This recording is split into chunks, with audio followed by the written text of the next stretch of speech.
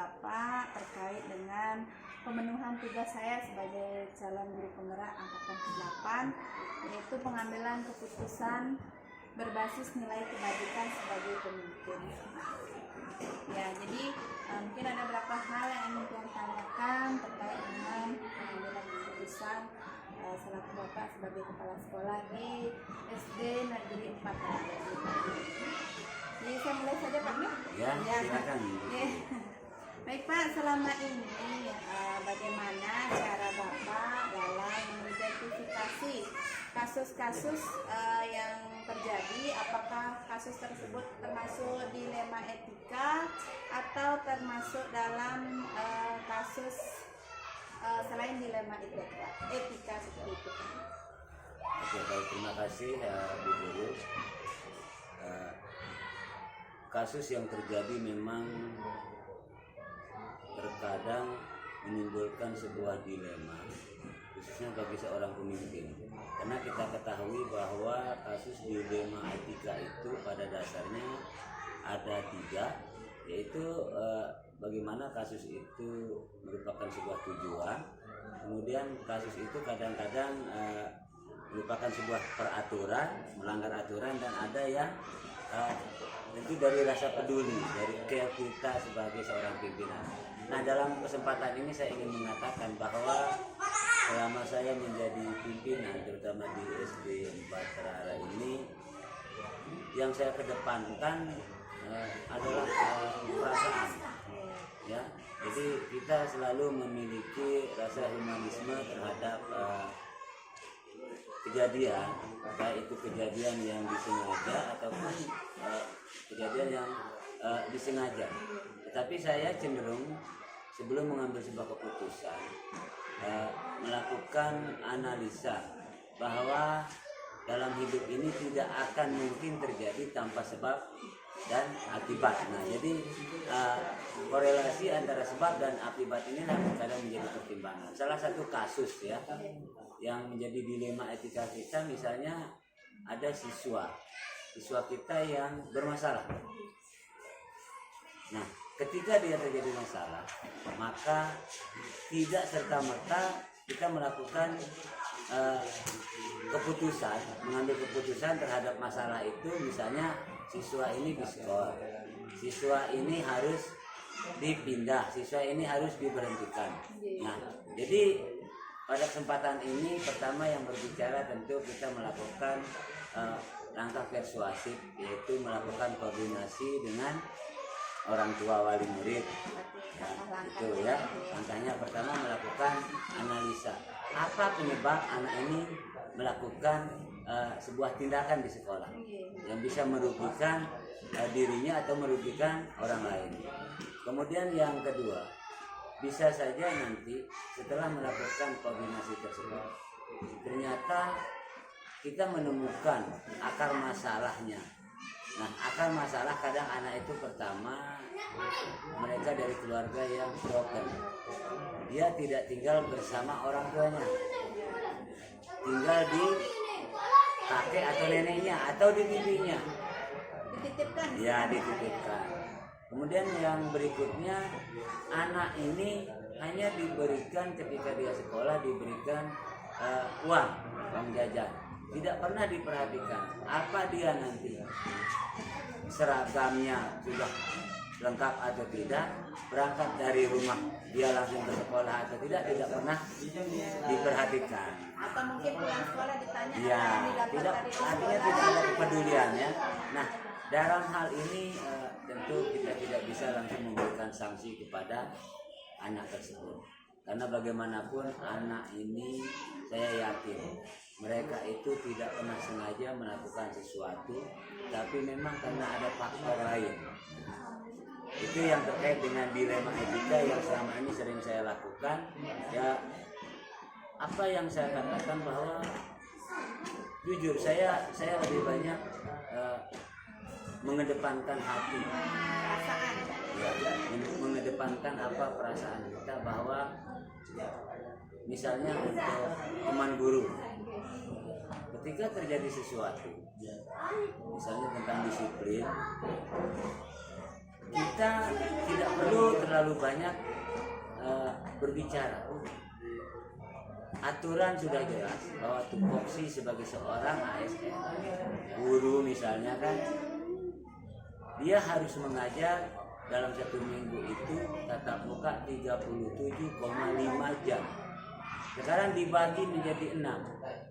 Ketika dia masuk misalnya sudah pukul 7.30, maka logikanya dia akan pulang itu nanti jam 13.30. Itu logika. Tetapi karena proses pembelajaran di sekolah terkadang selesainya nanti di waktu sholat zuhur, lantas teman-teman juga pulang setelah zuhur, ya saya selaku kepala sekolah tidak memberatkan, karena mungkin saja memang ada hal lain yang harus dikerjakan.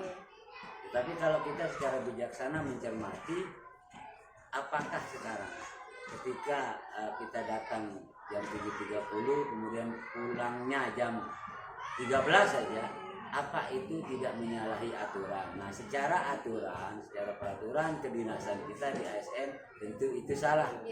Nah, tapi kalau itu tetap dilaksanakan 30 menit kali sekian hari, maka tidak akan lagi ada guru yang di sini karena semuanya akan kena sanksi. Nah, jadi itulah. Jadi mari kita mulai. Tetap saya berprinsip, kita harus mulai dari introspeksi diri, ya. Kemudian marilah kita menggunakan cermin untuk diri kita, bukan untuk orang lain. Nah, itu Bu Guru ya.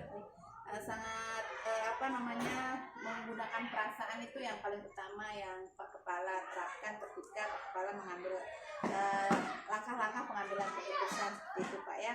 Jadi yang dapat saya cermati dari tadi yaitu bahwa pertama menggunakan perasaan, jadi itu yang paling utama. Kemudian langkah-langkahnya Bapak menganalisa dulu kasusnya seperti apa, supaya dalam pengambilan keputusan tidak hanya mendengar dari satu sisi, jadi menggunakan beberapa sisi untuk mendengar kasus. Jadi yang selanjutnya Pak, mungkin hal apa saja yang selama ini Bapak anggap efektif dalam pengambilan keputusan dalam kasus-kasus dilema etika terutama. Mungkin keputusan pada kasus-kasus dilema etika itu hal-hal apa saja yang efektif yang sudah Bapak terapkan selama ini, seperti itu, langkah-langkah yang sudah efektif yang sudah diterapkan. Baik, jadi selama saya menjadi pimpinan di sekolah ini sejak 2017 Desember ya, dulu namanya SD 7, banyak kasus yang terjadi, tetapi saya tetap selalu mengedepankan persuasif. Jadinya tidak serta-merta melakukan tindakan gitu ya.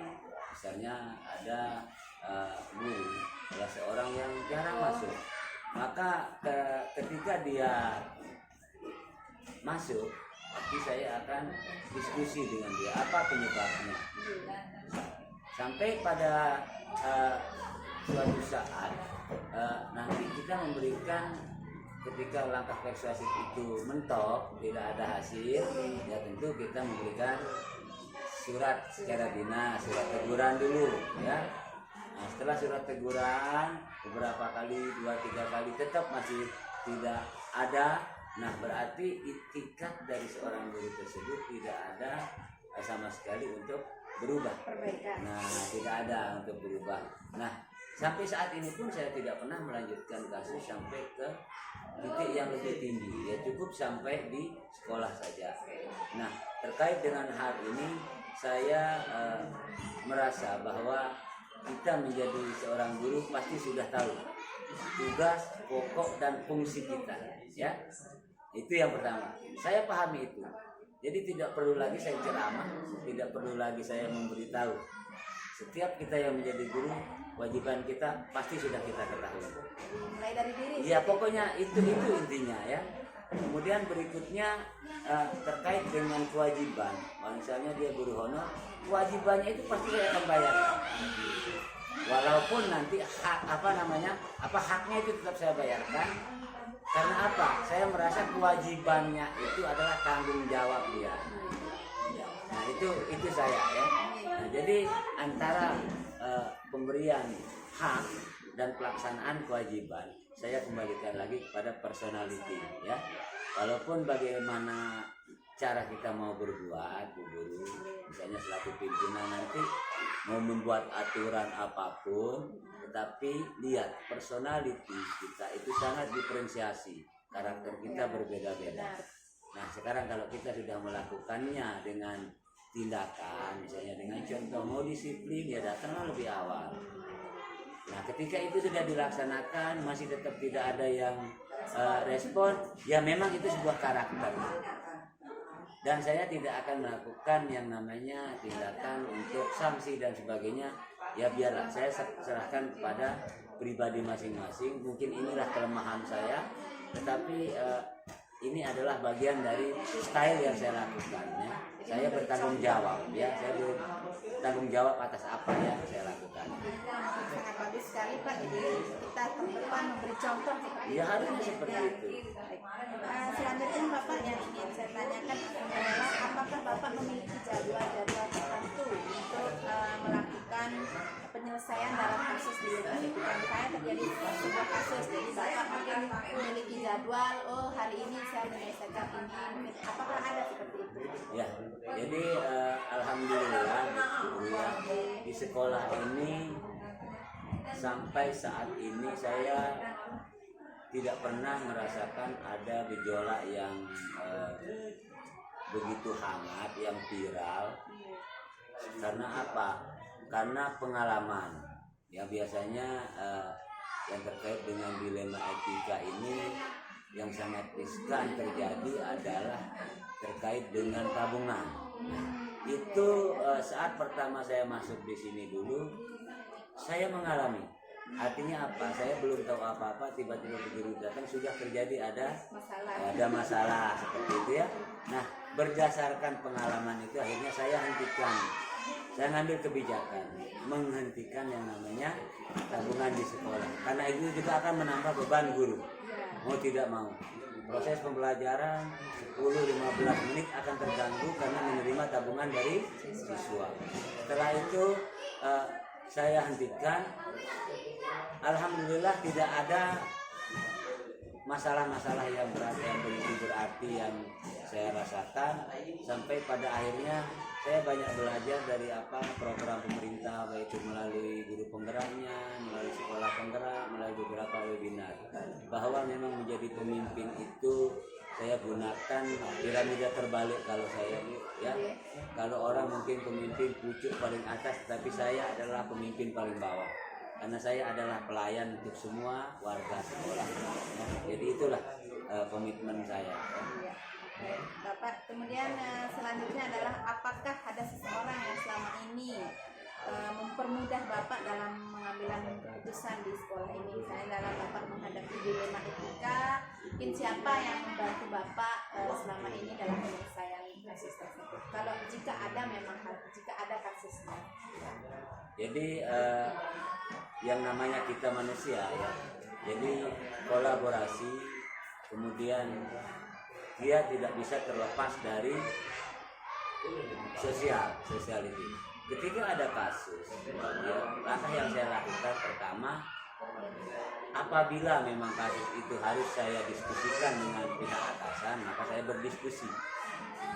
Tetapi alhamdulillah sampai saat ini saya tidak pernah ada kasus di sini yang sampai harus ranah yang lebih tinggi, tidak ada ya. Jadi ya setiap kasus itu kita selesaikan bersama teman-teman, kita diskusi bagaimana langkahnya, apa yang harus kita tempuh sehingga kasus itu tidak bisa terdengar oleh pihak luarnya. Dalam lingkup ya, jadi sedapat mungkin setiap masalah yang ada saya berusaha untuk tidak diekspos keluar, mari kita selesaikan bersama-sama. Nah, mungkin dalam kesempatan ini saya mengakui bahwa saya dalam hal ini mungkin tidak bisa mengambil kebijakan secara tegas sesuai dengan peraturan, baik itu dari peraturan Menteri PAN ya, peraturan negara, peraturan dari daerah ada, peraturan dari dinas ada, peraturan dari sekolah ada. Tetap saya kedepankan bahwa mari kita memulai dari diri kita, bahwa aturan ini aturan dunia, tetapi ada aturan yang tercipta oleh Yang Maha Kuasa, itu yang harus kita hargai, itu yang hakiki. Nah, ketika itu kita sudah sama-sama terapkan, saya yakin tidak lagi ada personal yang bermasalah, personal yang tidak disiplin, personal yang begini, karena semua kejadian itu kita yakin bahwa ada yang atur. Itu saja intinya. Ya baik, dari sekian banyak hal yang sudah Bapak hadapi selama ini dari tahun 2017 lah ya, kalau nggak salah, sampai saat ini, sampai mungkin jika ada gejolak yang kita selesaikan di intern saja seperti itu Pak ya. Jadi dari semua hal yang sudah terjadi dari 2017 sampai saat ini, kira-kira pengalaman yang sudah terjadi, hal-hal apa yang positif yang bisa Bapak petik dari kejadian-kejadian yang sudah Bapak hadapi selama ini? Baik, jadi kalau saya pribadi menjadikan masalah itu adalah pelajaran yang paling berharga, karena dengan adanya masalah saya bisa mengetahui ilmu baru untuk menyelesaikannya, minimal mencari solusinya. Ya, mencari solusi ini bisa saja dengan diskusi, bisa saja dengan menggali dari sumber-sumber yang bisa dipercaya, begitu, atau bertanya kepada ahlinya.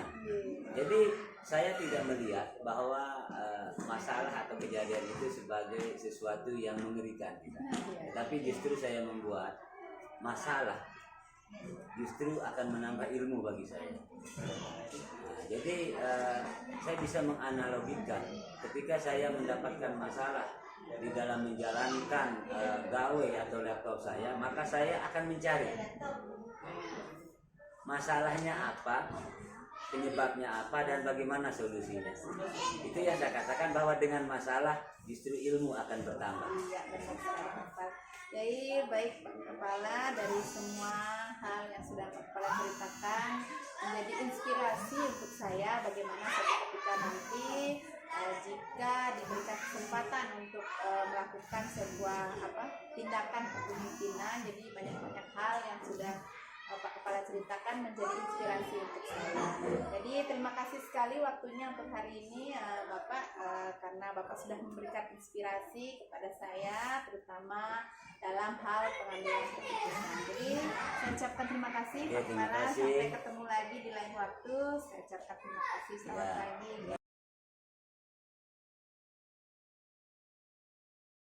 Selamat malam Pak Kepala. Ya, selamat malam. Ya, perkenalkan saya Niwayan Asri Udayani. Saya calon guru penggerak angkatan 8 dari Kabupaten Lombok Timur. Jadi kedatangan saya pada malam hari ini, saya ingin melakukan wawancara kepada Pak Ketut terkait dengan pemenuhan tugas saya di demonstrasi kontekstual 3.1 pengambilan keputusan berbasis nilai-nilai kebajikan sebagai seorang pemimpin. Seperti itu Pak Tut. Baik, yang pertama Pak Tut, jadi selama ini kan Pak Tut selama sudah menjadi kepala sekolah mungkin menemukan berbagai hal di dalam kegiatan Pak Tut sehari-hari. Selama ini bagaimana caranya Pak Tut dalam mengidentifikasi kasus-kasus yang Pak Tut hadapi atau hal-hal yang Pak Tut hadapi, apakah hal tersebut termasuk dilema etika atau rujukan moral seperti itu? Oh, berarti ini terkait pengalaman ya. Pengalaman. Ini walaupun baru hampir TLD setahun, kemudian ini kelas-kelasnya hampir 2 tahun lah jadinya. Memang banyak kasus sebenarnya yang dialami selama ini menjadi kepala sekolah, dan mungkin awalnya tidak bisa membedakan mana yang dilema etika, yang apa lagi bujukan moral. Tetapi setelah belajar juga dan siapa tahu mengetahui ketika mengidentifikasi kasus-kasus tersebut memang banyak hal yang harus ini. Jadi pengalaman terkait mana kasus termasuk dilema etika, mana yang kasus bujukan moral, itu memang banyak terjadi dalam terkait manajerial di sekolah bersama guru-guru. Banyak hal, contoh seperti ada guru yang pembiasaan ketika mengajar itu tidak sesuai dengan disiplin kerjanya, seperti itu. Apakah termasuk bujukan moral atau atau misalkan dilema etika. Kemudian ada misalkan kalau dulu kan penganggaran dari bos itu misalkan, nah penganggaran bos dari perencanaan kemudian pelaksanaan, mungkin ada yang di luar dari juknisnya tersebut itu, yaitu dari misalkan poinnya adalah ketika mengidentifikasi mana kasus dilema etika dan mana kasus bujukan moral itu kan antara benar melawan benar dan benar melawan salah kan itu ya. Jadi kalau poinnya sih yang agak susah memang dialami itu dari dilema etikanya. Kalau bujukan moral itu udah kelihatan antara benar dan benar dan salahnya. Yang ini biasanya yang dilema etika ini antara benar dan benar ini harus tidak bisa memutuskan sendiri gitu kadang. Harus ada prosesnya. Baik, jadi ketika memutuskan itu pasti patut melibatkan orang lain juga dalam setiap proses. Nah, baik, selama ini bagaimana caranya Pak Tut menjalankan pengambilan keputusan yang sudah Pak Tut alami? Misalnya Pak Tut sudah melakukan keputusan A dengan dalam kasus A misalnya. Bagaimana kira-kira Pak Tut pelaksanaannya terkait di antara dua kepentingan? Jadi kan kalau dilema etika ada kepentingan dua kepentingan, pasti dua-duanya baik. Nah, bagaimana caranya Pak Tut menjalankan supaya kedua-duanya tersebut bisa berjalan seiring dan seirama? Jadi ketika kasus dilema etika ini memang agak berat karena semua itu memang posisinya benar, tetapi harus ada yang lebih diutamakan kan, yang urgentnya, yang sesuai dengan kebutuhan gitu kan itu. Jadi ketika mendapatkan kasus dilema etika ini seringkali prosesnya adalah ya saya melakukan ini kolaborasi bersama teman-teman guru ya, kolaborasi teman-teman guru. Jadi baik secara formal maupun non formal itu yang saya lakukan. Setidaknya saya melakukan pendekatan dengan guru apa yang harus dilakukan ketika formal dan rapat dewan guru, pengambilan keputusan seperti apa sih yang akan dalam penentuan keputusan yang harus tepat kan. Setidaknya bukan tepat saja tetapi efektif. Efektif dalam pengambilan keputusan itu, jadi arahnya benar.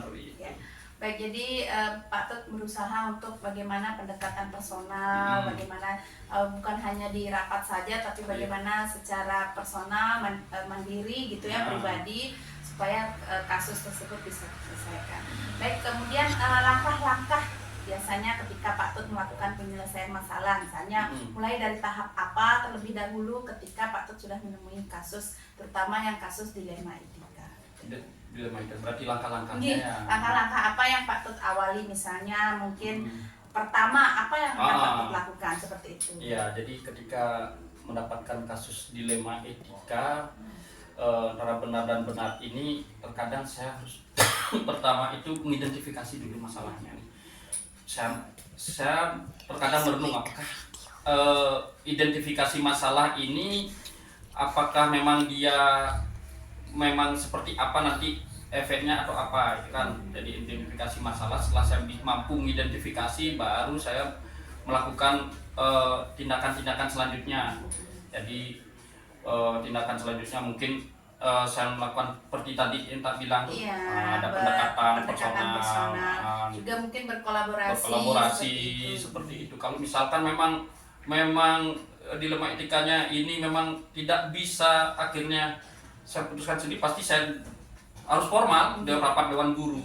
Nah, di sana menentukan bersama teman-teman guru. Akhirnya ketika keputusan-keputusan yang tepat di sana baru kita ambil bersama keputusan itu. Dan tetap sih sebenarnya kepala sekolah pemegang keputusan itu ya, tetapi dalam hal pengambilan keputusan pada kasus-kasus seperti ini belajar ego, pengendalian egonya di sini yang penting. Bagaimana supaya tidak terbawa perasaan seperti itu, Pak? Itu yang paling penting di sana.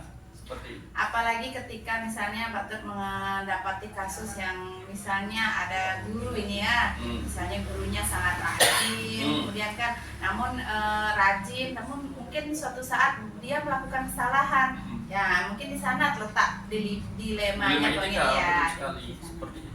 Ya, baik Pak Tut. Nah, kemudian di sini pertanyaan selanjutnya mungkin hal-hal apa saja yang selama ini Bapak sudah anggap efektif dalam pengambilan keputusan? Misalnya kan tadi Bapak mengatakan ada pendekatan personal, kemudian setelah itu berkolaborasi, mungkin rapat. Nah, dari beberapa langkah-langkah itu yang mana yang paling efektif yang selama ini Bapak lakukan? Sebenarnya langkah yang paling efektif itu adalah sebenarnya pengambilan keputusan itu yang berawal dari kita harus bisa mengidentifikasi dulu masalahnya itu apa, dia termasuk dilema etika apa bujukan moral dulu kan, kita pastikan itu dulu. Kemudian setelah itu nanti ketika sudah bisa mengidentifikasi maksudnya kemudian masalahnya seperti apa, baru yang paling efektif itu memang pengambilan keputusan itu dengan ini, dengan apa namanya, paling efektif dengan bersama-sama. Iya, berkolaborasi itu paling efektif menurut saya. Soalnya setiap dilema etika ini ketika misalkan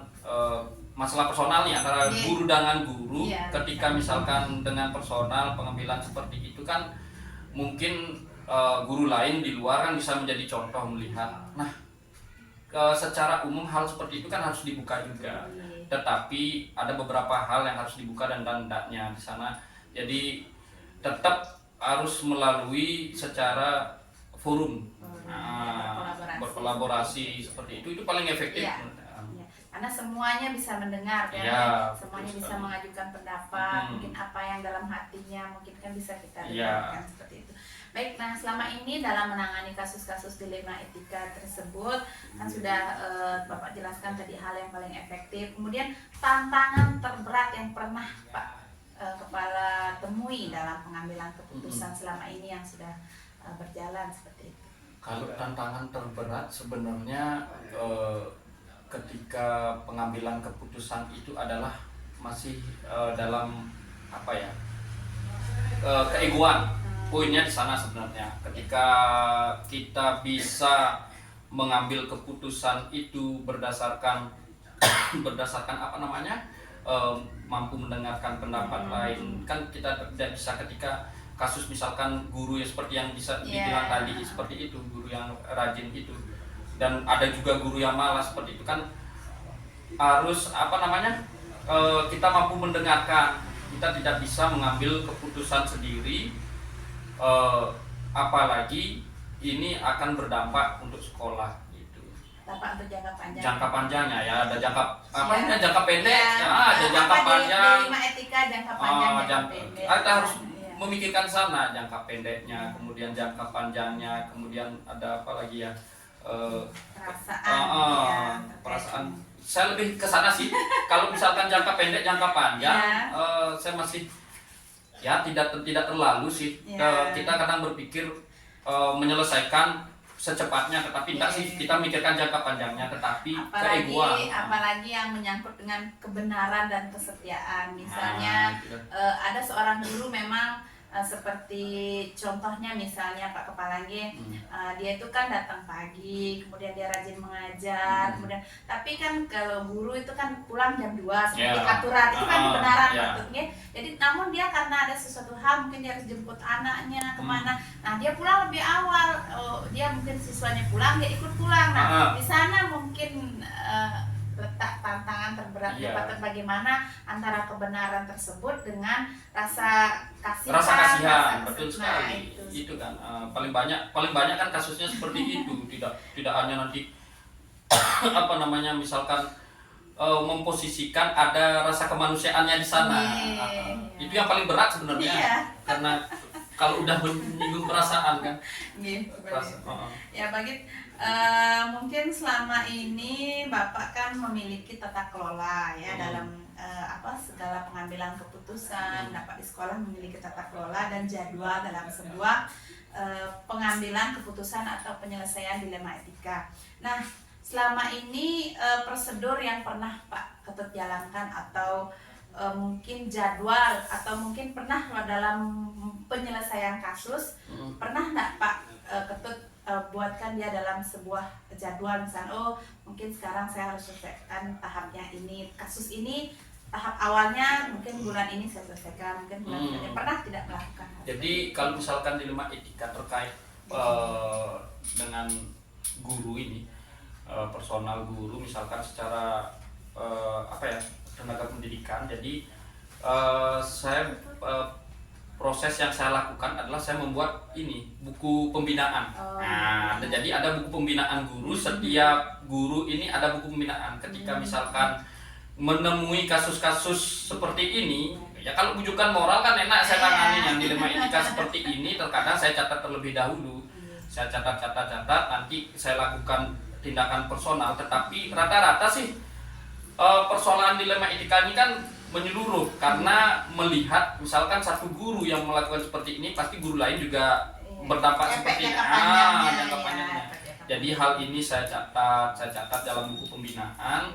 Saya lakukan pembinaan misalkan personal dipanggil. Kalau misalkan memang banyak seperti itu baru dibuka ketika rapat dinas gurunya. Terima kasih. Kemudian yang selanjutnya selain jadwal, mungkin selama ini setiap Pak Tut melakukan kegiatan bimbingan seperti yang tadi dan pendampingan terhadap guru. Kemudian adakah orang yang di dalam lingkungan sekolah Pak Tut itu yang selama ini bisa Pak Tut ajak untuk bekerja sama untuk mempermudah pengambilan keputusannya Pak Tut? Misalnya mungkin bisa dia tempat curhatnya misalnya gitu ya. Poin terpenting adalah sebenarnya saya melihat seperti melihat apa yang menjadi kelebihan yang saya miliki sekolah itu kekurangan. Nah, dari yang kelebihan misalkan dewan guru nih ada yang agak menonjol, misalkan lebih senior, lebih mampu mengajarkan. Kan saya juga belajar di sana dari guru-guru senior ini bagaimana dalam pengambilan keputusan dengan pola pikir yang dimiliki seperti itu salah satu yang menjadi ini. Tetapi sebenarnya terkait pengambilan keputusan yang di sekolah tidak semata-mata bisa berkolaborasi dengan guru juga, tetapi saya juga berkolaborasi dengan rekan kepala sekolah lain. Misalkan nih saya punya dulu sebelum jadi guru saya punya kepala sekolah. Misalkan kepala sekolah itu saya melihat keteladanannya di sana. Ketika mempunyai kasus-kasus di sana saya melihat bagaimana prosesnya, cara pengambilan keputusannya dari proses seperti itu. Itulah terkadang saya tiru, terkadang saya juga meminta pendapat beliau seperti itu. Misalkan bagaimana sih cara ketika dalam pembinaan seperti ini kan pembelajarannya tidak bisa kita textbook membaca, misalkan ada buku tidak ada, tapi kita harus dengan pengalaman tetap sih membaca, misalkan ada bagaimana teori-teori umum itu, tetapi tetap dengan bagaimana sih, karena karakter guru di lokasi A dengan lokasi B kan selalu berbeda. Yang kita hadapi manusia ya. Gimana menekan ego, terutama menekan emosi dan menstabilkannya ya, itu terutama ya.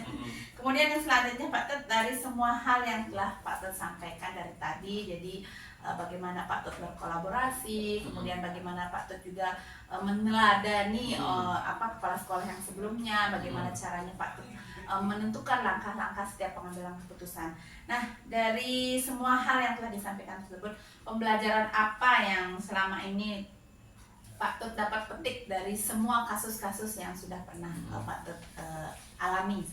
Jadi poinnya ketika kita mendapat, saya sih tertarik dengan permasalahan sih, karena kasus ini nanti kalau bahasanya kasus nanti nanti agak serem ya. Jadi permasalahan masalah yang saya hadapi ini, jadi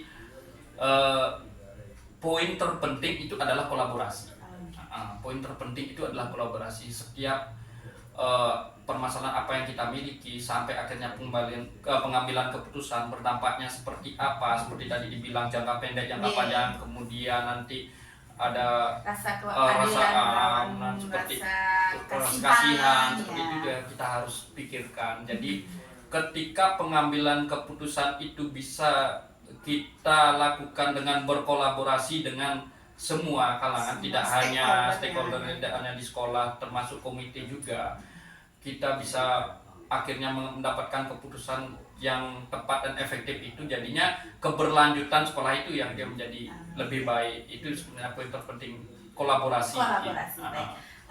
Baik, seperti itu saja Pak Tut ya. Jadi dari semua wawancara kita hari ini, poin utama yang dapat saya petik adalah bagaimana Pak Tut bisa membuat segalanya itu dengan kolaborasi. Jadi semua hal bisa kita kolaborasikan, semua hal kita bisa bicarakan dengan baik seperti itu. Jadi dalam pengambilan keputusan, jadi hal utama yang Pak Tut lakukan adalah kolaborasi. Baik, mungkin demikian saja kegiatan kita hari ini. Saya sangat berterima kasih sekali. Saya sangat terinspirasi sekali dengan apa yang sudah Pak Tut selama ini jalankan, yang Pak Tut lakukan. Saya mungkin akan menjadikan ini sebuah teladan seperti tadi panutan supaya saya bisa melakukan hal-hal yang lebih baik dalam pengambilan keputusan. Demikian saja Pak Tut, terima kasih waktunya. Saya ucapkan selamat malam. Selamat malam, terima kasih.